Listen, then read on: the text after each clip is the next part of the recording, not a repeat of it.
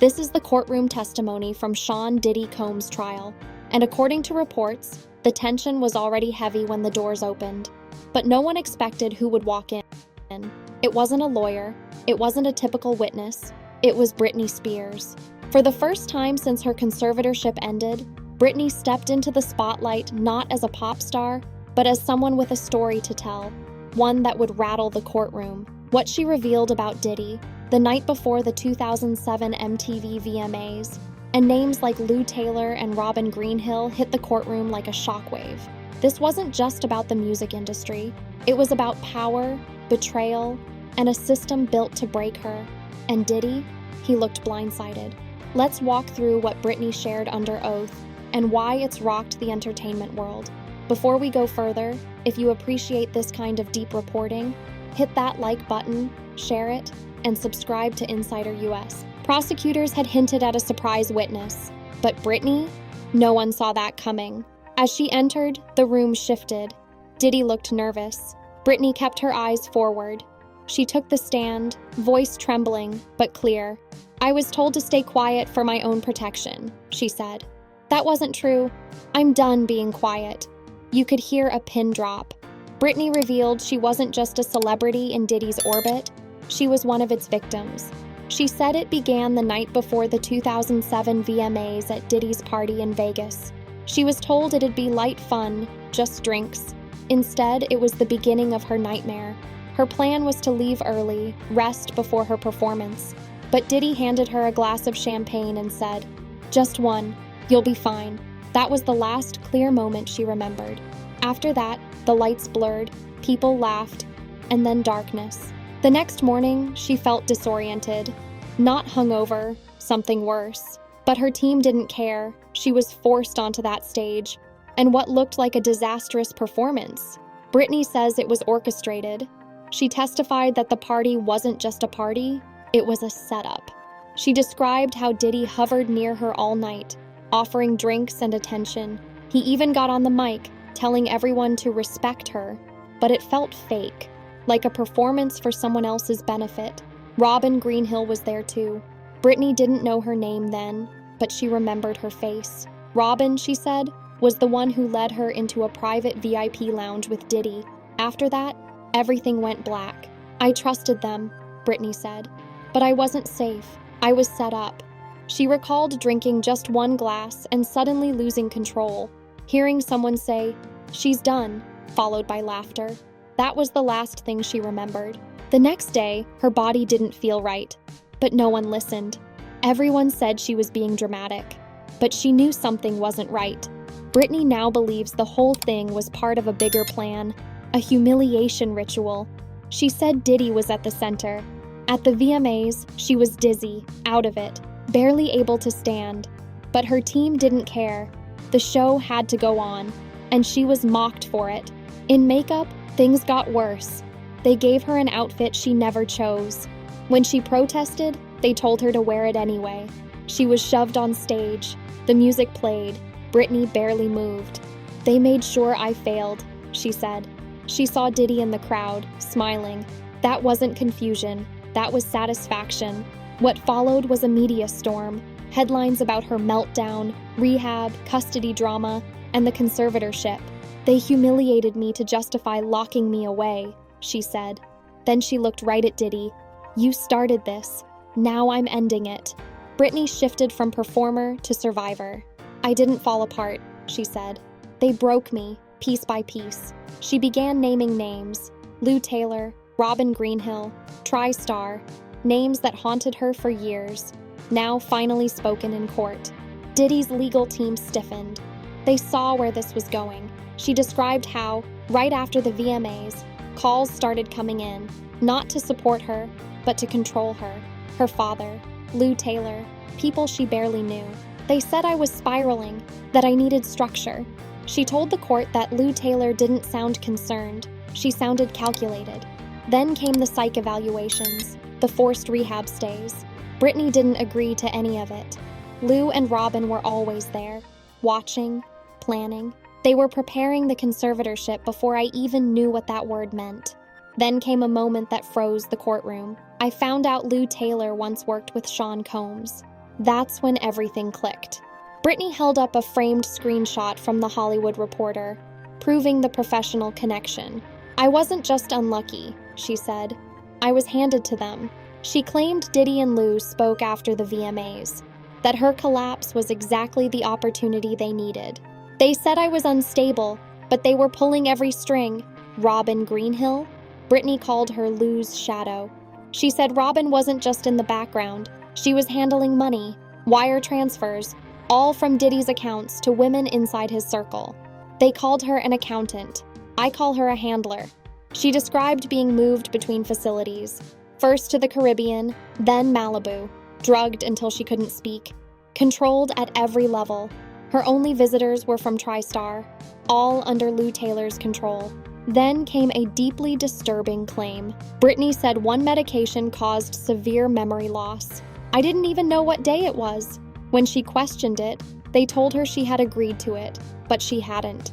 She was handed a form with the TriStar logo and told to sign it for her safety. Her hands shook. "I didn't want to lose my kids," so she signed. The very next day, the conservatorship began. Britney paused, her eyes full of tears, but her voice clear. "I wasn't protected. I was imprisoned." She claimed Lou Taylor funneled hundreds of thousands from her estate into TriStar-controlled accounts. And in the emails, Diddy's financial advisor was CC'd. "Ask yourself why the man who handed me that drink was tied to my money." Every time Britney resisted, missed a dose, refused to shoot, asked for fresh air, she said she was punished. More medication, more control. And Diddy? He knew. He was watching. He started this and never stopped it. Her voice softened, but her words hit hard. "I didn't just lose my life. I lost my image, my body, my privacy." Britney testified that Lou Taylor and Robin Greenhill controlled everything. Her phone, her calendar, even her house. But it wasn't just oversight. It was surveillance. There were cameras in every room, even my bedroom. I couldn't even close the door. Conversations with her kids were monitored. Her search history tracked. If I searched my own name too often, they locked my iPad. Security, hired by her father, allegedly worked with TriStar. Robin created mirrored iClouds to track her every move. Britney only found out through a whistleblower, an ex-employee named Alex V, who risked everything to tell her. Then came the gut punch. They didn't just track me, they recorded me. When she asked to see the footage, they claimed it was for safety. But they weren't protecting me. They were building a case, so I'd stay quiet. One tape, she said, showed her breaking down at a VMAs rehearsal, whispering, "I can't do this." That footage, she claimed, was shown to her lawyers as proof she was unstable. Britney then talked about the infamous party with Diddy. She asked if security footage existed. They said no, but now she believes it does. "I think it was saved, maybe even used." She stared straight at him. "You said you were helping, but I'm the one who got locked away. I lost 14 years. To the jury, she said, "I know people thought I was out of control, but that's because they only saw what they wanted you to see. The clips, the breakdowns, the memes. None of it was me. It was what they did to me." She closed her binder, but the room knew she wasn't done. Her tone darkened. She was living a nightmare in real time. "You know what's worse than losing your mind?" she asked. "Being told you did, when someone else caused it." She described waking up on September 9th, 2007, hours before the VMAs. Her body weak, her memory foggy. "I wasn't hungover, I was tampered with." After her heavily criticized performance, Lou Taylor called. "You need structure," Lou allegedly said. "We can help." That call, Britney said, marked the start of the takeover. Within days, her legal and financial power was transferred, without her consent. Then she dropped a bomb. Britney said she later learned Diddy called Lou Taylor after the VMAs. He told her I was too far gone, that the public saw what they needed to see. One night, one performance, and I lost everything. A staff member from the venue tried to reach her after seeing her collapse backstage, but never got through. "I was told Diddy had connections with every major outlet that covered the VMAs. That's why," she claimed, headlines shifted fast. From "rough performance" to "she's lost her mind." That media spin? It gave them permission. "I didn't break down," she said. "I was taken down." The room went silent. Jurors were stunned. Then she said it. Diddy wasn't just a guest at the VMAs. He was the architect. And just like a movie twist, she revealed the evidence. "I was told no video existed from that night," she began. But that was a lie. A TriStar insider had reached out anonymously during her final conservatorship months. They'd seen raw, uncut footage from September 8, 2007, the night of Diddy's party at Pure nightclub. The video was never public, never in official records, and never seen by hotel security. That's because, Britney said, it was routed directly to Diddy. The clip showed her dancing, then taking a drink from a man in a gray suit, one of Diddy's assistants. Soon after, Britney was clearly disoriented, surrounded by men, and then led off camera. It cut before showing more. But Britney said it was enough. "It shows I wasn't in control. I didn't leave that club by choice." That footage wasn't used to help her. It was saved in TriStar's office for leverage. They used it to prove I was unstable. The whistleblower claimed there were dozens more videos of Britney and of other girls. Secret recordings at parties, hotels, even bathrooms. Her voice shook. Diddy had access to all of it. He didn't just film me, he kept me. She looked directly at the jury. "Now, do you understand why I couldn't escape? That infamous VMA performance everyone mocked?" She said it wasn't a breakdown. It was their evidence. To Diddy, she said, "You watched. You let it happen. And now you don't get to hide behind your champagne and money." As Britney closed her testimony, she wasn't scared anymore. Her voice was clear. "I want this to be known," she said. "I'm not crazy. I was caged. They made me a joke, said I was unstable. But when I screamed, they called it a breakdown. I wasn't breaking. I was begging." Once the conservatorship took hold, every part of her life was monitored. Phone calls recorded, medications forced, her children taken, her money funneled to corporations tied to TriStar, and through them, right to Diddy. "I lost $100 million in that cage," she said. "They said it was protection, but they were protecting their system."